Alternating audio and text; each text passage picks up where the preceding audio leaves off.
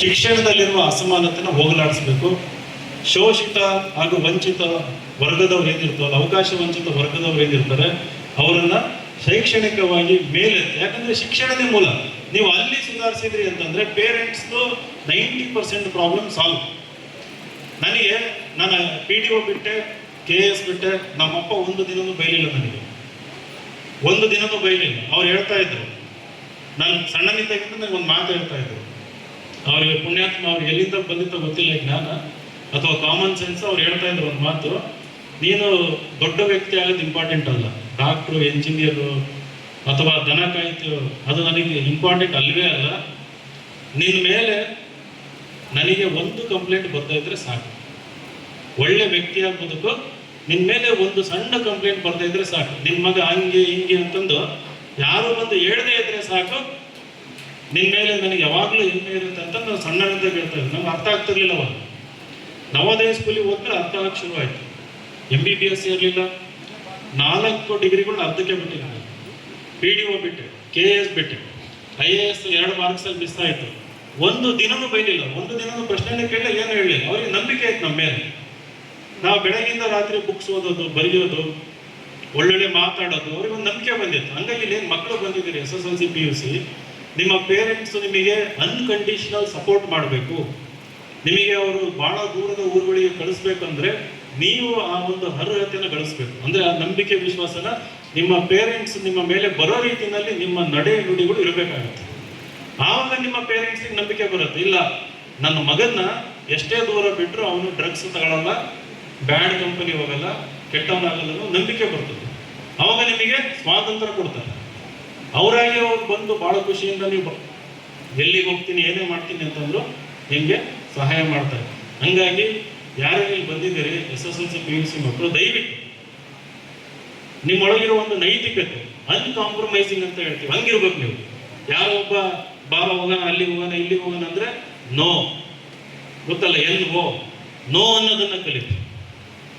No ಅನ್ನೋದನ್ನ ಕಲಿತ್ರೆ ನೋವು ಅನ್ನೋದು ಕಡಿಮೆ ಆಗ್ತದೆ ಮುಂದಿನ ದಿನಗಳಲ್ಲಿ.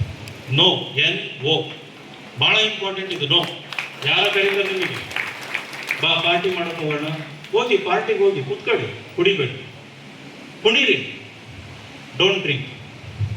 ಯಾರೋ ಹೇಳ್ತಾನೆ ಸ್ಮೋಕ್, ಒಂದ್ಸಲ ಟ್ರೈ ಮಾಡಿ ನೋಡು ಅಂತ. ಬೇಕಾಗಿಲ್ಲ ನಿಮಗೆ, ಬೇಕಾಗೇ ಇಲ್ಲ ನಿಮಗೆ, ನೀವು ಅದನ್ನು ಟ್ರೈನು ಮಾಡಬೇಕಾಗಿಲ್ಲ. ಅದು ನಿಮ್ಮ ಕೋರ್ ಆಫ್ ದಿ ಪರ್ಸನಾಲಿಟಿ ಹಂಗಿರ್ಬೇಕು. ನೋ ಅಂತಂದು ಯಾರೋ ಹೇಳ್ತಾನೆ ಅಡ್ಡದಾರಿ ಹಿಡಿಯೋಣ, ಕಾಪಿ ಹೊಡೆಯೋಣ, ಶಾರ್ಟ್ ಕಟ್ ಮಾಡೋಣ, ಯಾವತ್ತು ಅಂಥ ವ್ಯಕ್ತಿಗಳಿಂದ ದೂರ ಇರೋದಕ್ಕೆ ಪ್ರಯತ್ನ ಪಡಿ. ಅವಾಗ ನಿಮ್ಮ ಪೇರೆಂಟ್ಸಿಗೆ ನಿಮ್ಮ ಮೇಲೆ ನಂಬಿಕೆ ಬರುತ್ತೆ. ಇಲ್ಲ, ನನ್ನ ಮಕ್ಕಳು ಎಲ್ಲೋದ್ರು ಕೆಡಲ್ಲ ಅಂತ ಅವಾಗ. ಸೊ ಹಂಗಾಗಿ ನಮ್ಮ ತಂದೆ, ನಮ್ಮ ತಾಯಿ, ನಮ್ಮ ಮನೆಯಲ್ಲೇ ಹಾಕೊಟ್ರು ಸಂಸ್ಕಾರ, ಅದು ನಮಗೆ ರಿಸ್ಕ್ ತಗೊಳ್ಳಂಗೆ ಮಾಡುತ್ತೆ. ದಾವಣಗೆರೆಯಿಂದ ಒಂದು ಬ್ರಾಂಚ್ ಓಪನ್ ಮಾಡಿದ್ದೀವಿ. ಈಗ ಹೊನ್ನಾಳಿನಲ್ಲೂ ಕೂಡ ಒಂದು ಬ್ರಾಂಚ್ ಓಪನ್ ಮಾಡಿ ಸಂಪೂರ್ಣ ಉಚಿತವಾಗಿ, ಯಾವ ಫೀಸ್ ಇಲ್ಲ. ಅದು ಯಾವುದೇ ಜಾತಿ, ಧರ್ಮ, ಬಡವರು, ಬಲ್ಲಿದರು ಯಾರೇ ಆಗಿದ್ರು ಕೂಡ ಅವರಿಗೆ ಸಂಪೂರ್ಣ ಉಚಿತವಾಗಿ. ಯಾಕಂದ್ರೆ ನನಗೆ ಆ ಶಕ್ತಿ ಕೊಟ್ಟಿದ್ದಾನೆ ದೇವರು. ಒಂದು ಸಂಸ್ಥೆ ಇದೆ, ಸೊ ನಾವು ಇಲ್ಲೇ ಕೆಲಸ ಮಾಡಬೇಕಂತ ಬಂದಾಗ ಅದನ್ನ ಇಲ್ಲಿ ಸ್ಥಾಪನೆ ಮಾಡಿ ಅದರ ಮೂಲಕ ನಮ್ಮ ಮಕ್ಕಳಿಗೆ ಒಂದು ಒಳ್ಳೆ ದಾರಿ ಕಡೆ ಕರ್ಕೊಂಡು ಹೋಗೋಣ ಅಂತ. ನೀವು ಈ ಅಗಾಧವಾದ ಜ್ಞಾನ ಸಂಪಾದನೆ ಮಾಡಿದ್ರೆ IAS KS ಸಿಲೆಬಸ್, ನೀವು ದಾರಿ ತಪ್ಪೋದಕ್ಕೆ ಚಾನ್ಸೇ ಇಲ್ಲ. ನೀವು ಒಂದು ಗೌರ್ಮೆಂಟ್ ಜಾಬ್ ಗ್ಯಾರಂಟಿ ನಿಮಗೆ, ಒಂದು ಮಿನಿಮಮ್, ಅದು ವಿಲೇಜ್ ಅಕೌಂಟೆಂಟ್ ಆಗಿರ್ಬೋದು, PSI ಆಗಿರ್ಬೋದು, PDO ಆಗಿರ್ಬೋದು, ಒಂದು ಗೌರ್ಮೆಂಟ್ ಜಾಬ್ ಗ್ಯಾರಂಟಿ. IAS KSಗೆ ತಯಾರಿ ಮಾಡಿದ್ರು.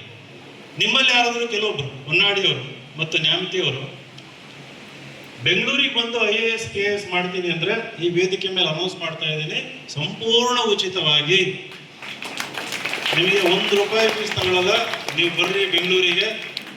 ನಿಮ್ಗೆ IAS ಕೋಚಿಂಗ್ ಬೇಕಾ, KS ಕೋಚಿಂಗ್ ಬೇಕಾ ಹೇಳ್ರಿ, ನಿಮ್ದು ಅಡ್ರೆಸ್ ಪ್ರೂಫ್ ಕೊಡಿ ಇಲ್ಲಿದ್ದೀರಿ ಅಂತಂದು ನಾವು ನಿಮಗೆ ಬೆಂಗಳೂರಲ್ಲಿ ಫ್ರೀ IAS ಮತ್ತು KS ಕೋಚಿಂಗ್ ಕೊಡ್ತೀವಿ.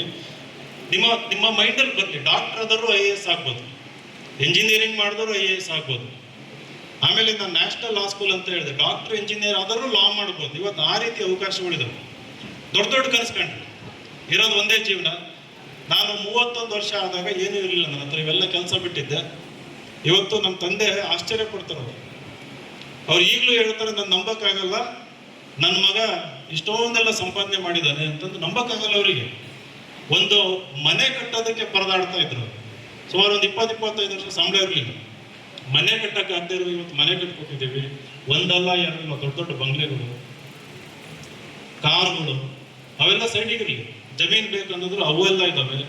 ನಿಮ್ಮ ಮಕ್ಕಳನ್ನ ನೀವು ಸರಿಯಾಗಿ ಓದಿಸಿ ಒಳ್ಳೊಳ್ಳೆ ಅವಕಾಶ ಕೊಟ್ಟರೆ ನೀವೇನು ಕನ್ಸ್ಕೊಂಡಿರ್ತೀರಿ, ನಿಮ್ಮ ಮಕ್ಕಳು ಅದನ್ನೆಲ್ಲ ಈಡೇರಿಸ್ತಾರೆ.